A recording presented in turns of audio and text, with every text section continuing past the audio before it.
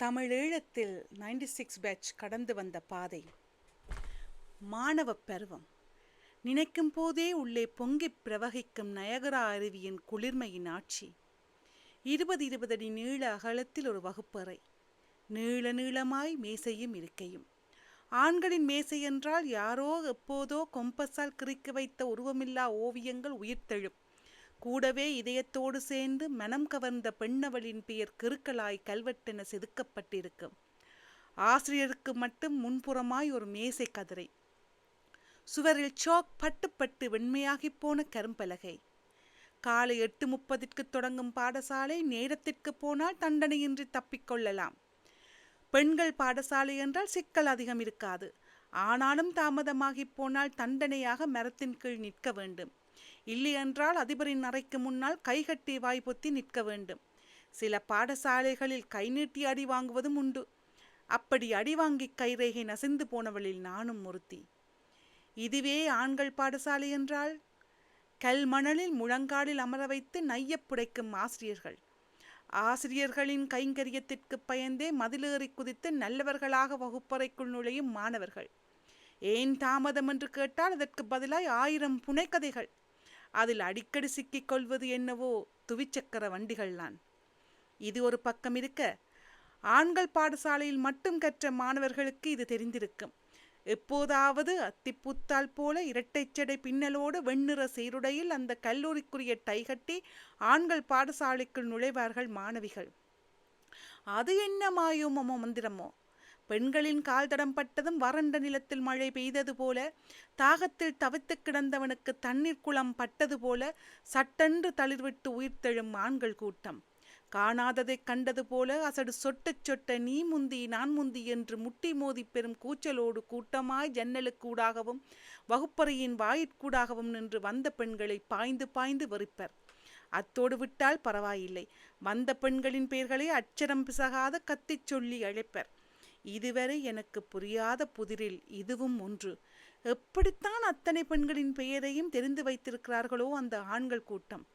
கூகுளே இவர்களிடம் பிச்சை வாங்க வேண்டும். கூடவே மந்தியிலிருந்துதான் மனிதன் வந்தான் என்கின்ற பரிணாம வளர்ச்சியை ஆதாரத்தோடு நிறுவியிருப்பர். இங்கே இந்த கெடுபிடி இருக்க, பாடசாலைக்குள் நுழைந்த மாணவிகளுக்கோ கைகால்கள் நடுங்கும்.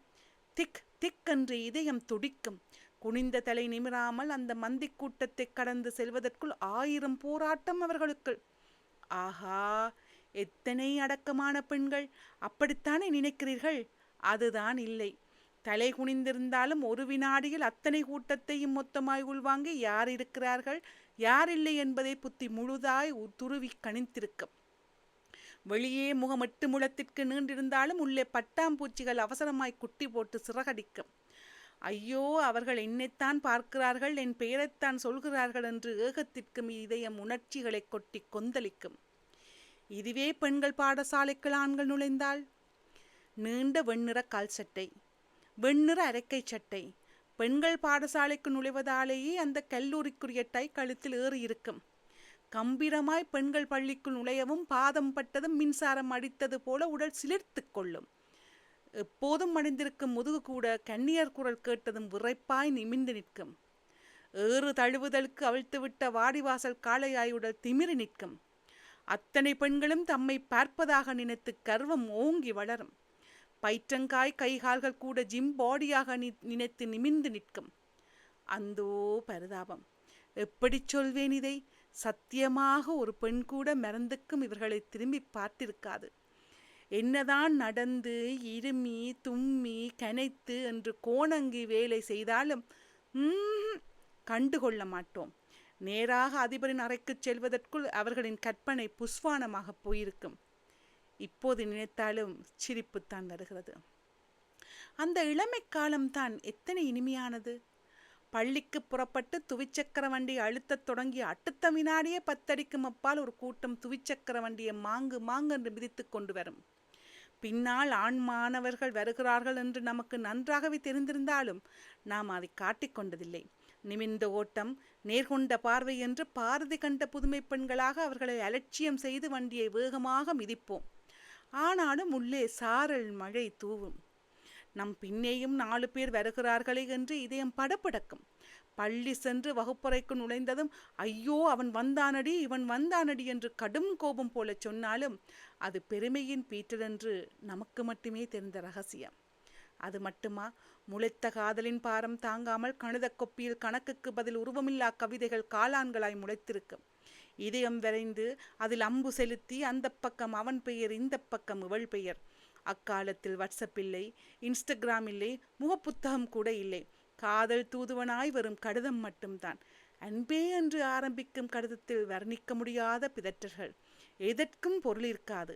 ஆனாலும் அதை படிக்கும் போது ஏஆர் ரகுமானின் மெல்லிசை தேனருவியாய் இதயத்தை தட்டும்.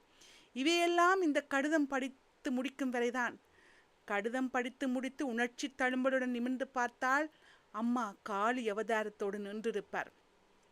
கடிதமோ நவீனரக எட்டப்பனாய் தாயை பார்த்து பல்லிழிக்கும். பிறகு என்ன, 6 கால பூஜை வெகு சிறப்பாய் வீட்டில் நடந்தேறும். எங்களின் பள்ளிச்சுவரில்தான் எத்தனை பட்ட பெயர்கள், புதிய ஜோடி சேர்ப்பு, எடுத்தியம்ப முடியாத வார்த்தைகள். அதற்கென்று முனைவர் பட்டமே பெற்றிருப்பர் போல. அதிகாலையில் வரும் அதிபருக்கு இரத்த குழாய் அடைப்பு இதனாலேயே வந்துவிடும். மற்றவர்கள் வர முதல் அதை அழிப்பதற்குள் முழுமூச்சே நின்று போகும். அதை அழித்து அழித்தே கைரேகை தேய்ந்து போகும்.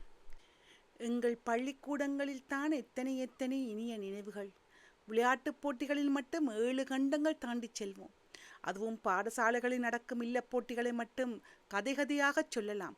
இத்தோடு பேச்சு போட்டி, விஜயதசமி, பன்னிசை, சங்கீதம், நடனம், நாடகம், இதற்கான பயிற்சிகள். அந்த பயிற்சிகளின் போது பக்கத்து வீடுகளில் பழங்கள் காய்கள் திருடி தின்பது 1 2. அதற்கென்று பல அதிகாரங்களை எழுதி சொல்ல முடியும். எல்லாம் மிக நன்றாகத்தானே போய்கொண்டிருந்தன. எங்கே தவறு நடந்தது, எதில் தவறு நடந்தது? திடீரென்று ஒரு நாள் கோர்த்த நட்புக்கரங்கள் பலவந்தமாக பிரிக்கப்பட்டன. தோள் கொடுத்த நட்புகள் கண்ணிமைக்கும் நொடியில் காணாமல் போயினர். உறவுகள் தொலைந்தன. பிறக்க முயன்ற காதல் நசுக்கப்பட்டன. சட்டென்று மலர்ந்த காதல் கருகியது. நீண்ட நாள் தொடர வேண்டிய நட்பு அடித்து நொறுக்கப்பட்டது. கண்ணிமைக்கும் நொடியில் பாலைவனத்தில் சுழற்றி வீசும் மணற்புயலாய் மூச்சை அடைக்க வைக்கும் அரசியல் பெயின் நம்மை நசுக்கியது. அழகாய் கோர்க்கப்பட்ட முத்து மாலை ஒன்று அருந்து முத்துக்கள் சிதறி தெரிப்பதைப் போல நாமும் சிதறி தெரித்தோம். நட்புகளில் இருந்து பிரிந்தோம், காதலில் இருந்து பிரிந்தோம், உறவுகளில் இருந்து பிரிந்தோம், நாட்டை விட்டு பிரிந்தோம். இல்லை, பிரிக்கப்பட்டோம், தொலைந்தோம், தொலைதூரம் தொலைந்தோம். இழப்புகள், சொல்ல முடியாத இழப்புகள், வலிகள், வர்ணிக்க முடியாத வலிகள். சிறகுகள் ஒடுக்கப்பட்ட பறவைகளாய், கிணற்று தவளைகளாய், கூண்டில் அடைக்கப்பட்ட காட்டு விலங்குகளாய் சுதந்திரம் இழந்து, சுகமிழந்து, இனிமை இழந்து, எத்தனை இழப்புகள். ஆற்றில் மிதந்த கட்டுமரம் ஒன்று அங்கே முட்டி இங்கே முட்டி கடலில் சேர்ந்து அடித்து செல்லப்பட்டு எங்கோ ஒரு திக்கில் ஒடுக்கப்படுவது போல எங்கே போகிறோம், எங்கே முட்டுப்படுகிறோம், எங்கே தொலைகிறோம் என்று எதுவும் தெரியாமல் முட்டி நின்றோம். நமக்கு என்னானது, என்ன நடந்தது என்பதை பரிசீலனை செய்து முடிப்பதற்குள் காலங்கள் வெகு வேகமாக ஓடிவிட்டன. வேலை, திருமணம், குழந்தை குட்டிகள் என்று எங்கள் வாழ்க்கை சுருங்கிக் கொண்டது.